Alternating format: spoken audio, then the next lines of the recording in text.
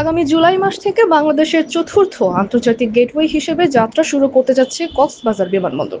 বিমানবন্দরের ইমিগ্রেশন ও কাস্টমস সুবিধা সহ প্রয়োজনীয় প্রস্তুতি সম্পূর্ণ প্রায় শেষ পর্যায়ে রয়েছে। বিমানবন্দরটি চালু হলে প্রথম আন্তর্জাতিক ফ্লাইট পরিচালনা করবে রাষ্ট্রীয় পতাকাবাহী বিমান বাংলাদেশ এয়ারলাইন্স।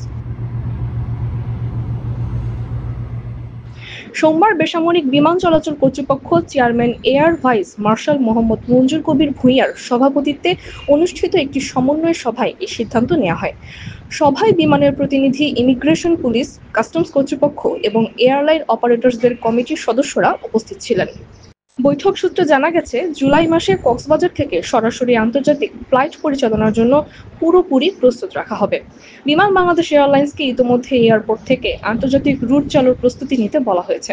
তবে কক্সবাজার থেকে বিমানের প্রথম আন্তর্জাতিক গন্তব্য কোথায় হবে তা এখনো নিশ্চিত হয়নি।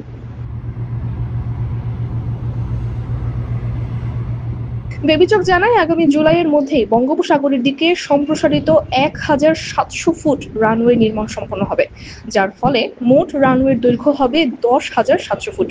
এটি হবে বাংলাদেশের দীর্ঘতম রানওয়ে। প্রাথমিকভাবে আন্তর্জাতিক ফ্লাইটগুলো বর্তমান টার্মিনাল ভবন থেকে পরিচালিত হবে। পরবর্তী সময়ে নির্মিতব্য আধুনিক আন্তর্জাতিক বিমান টার্মিনাল ভবনটি সব ধরনের ওয়াইড বডি উড়োজাহাজ পরিচালনার উপযোগী হবে।